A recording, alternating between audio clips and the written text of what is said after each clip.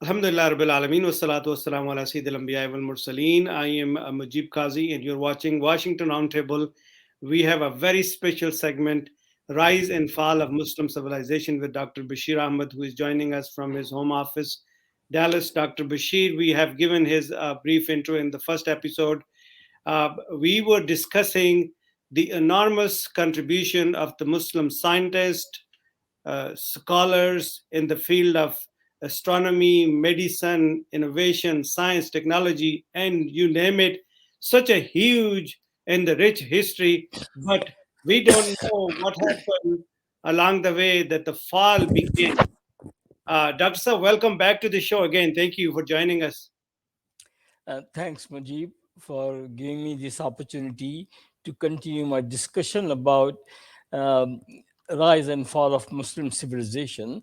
I want to start that a great British historian writing about the Muslim scholars' contribution made a note that if there would have been a Nobel Prize between 7th century and 15th century, every Nobel Prize in every field of knowledge, from geography to the science, mathematics, astronomy, medicine, surgery, and you name it, would have gone to the Muslim because nobody in the world was doing any research, investigation, and writing as Muslims have done.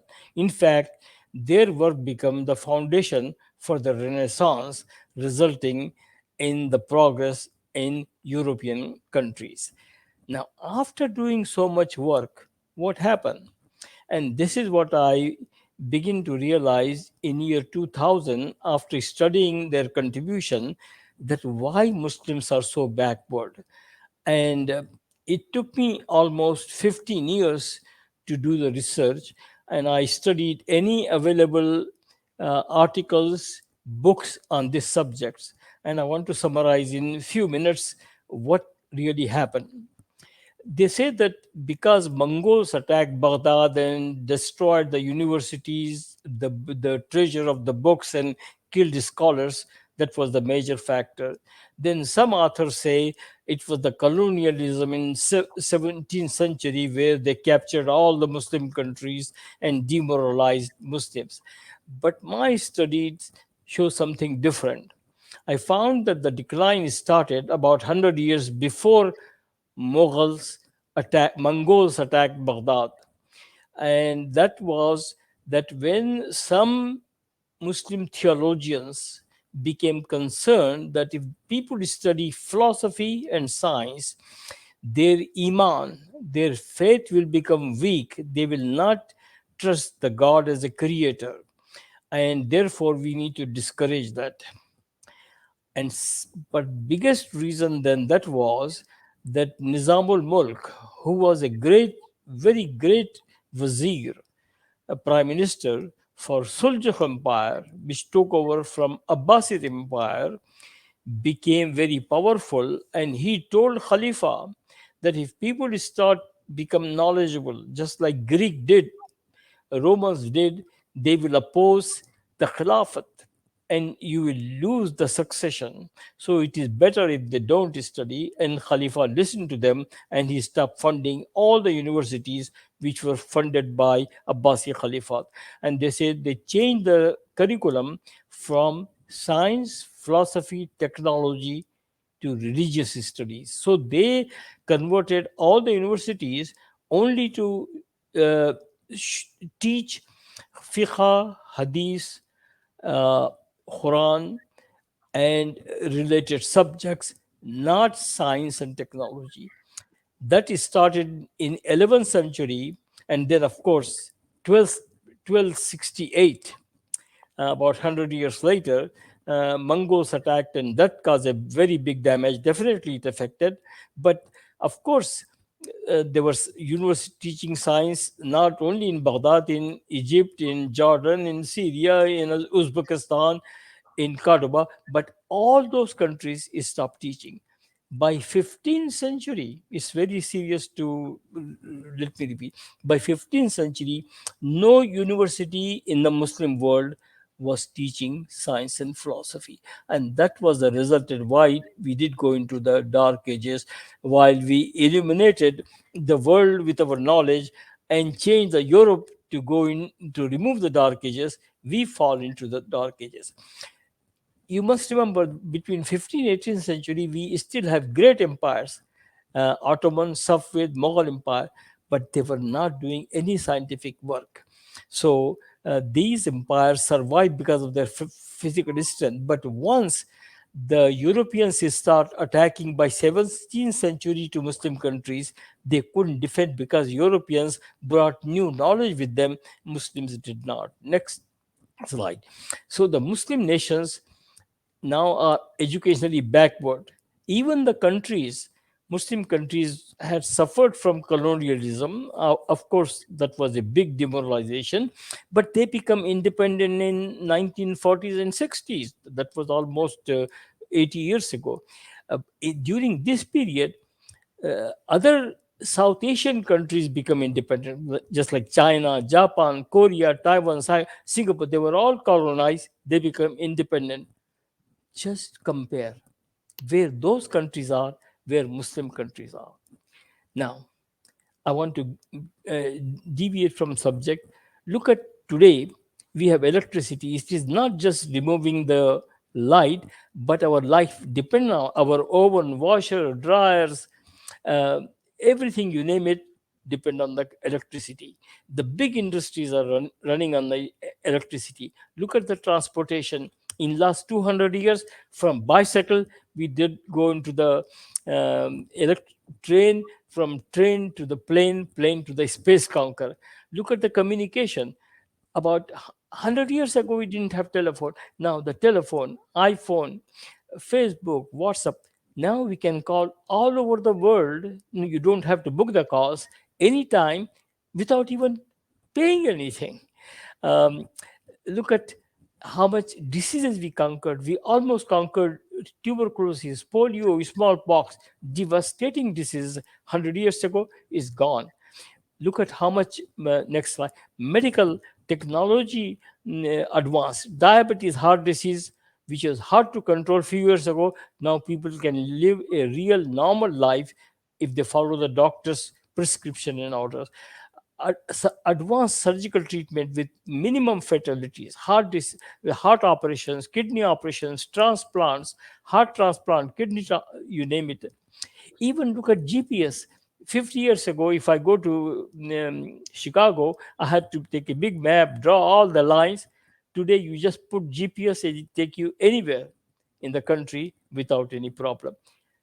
Now, science become integral part of human life. Did Muslims invent any of these things?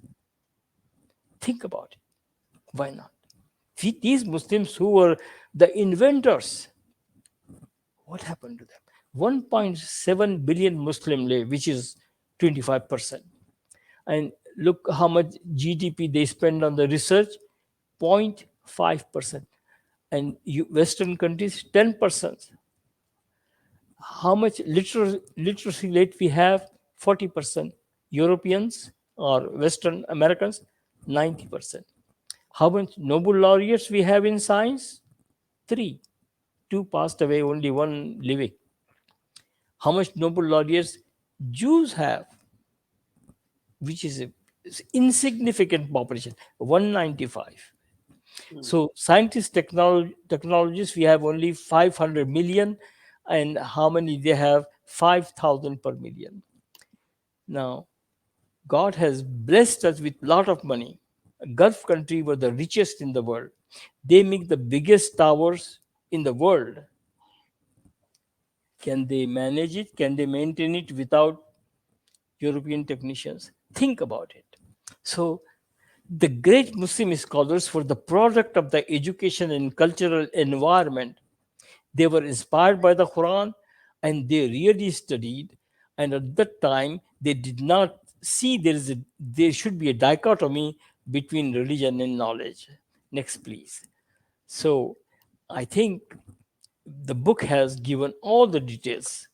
What I describe in about few minutes you can read everything about how they make the progress and why decline occur. Next, please.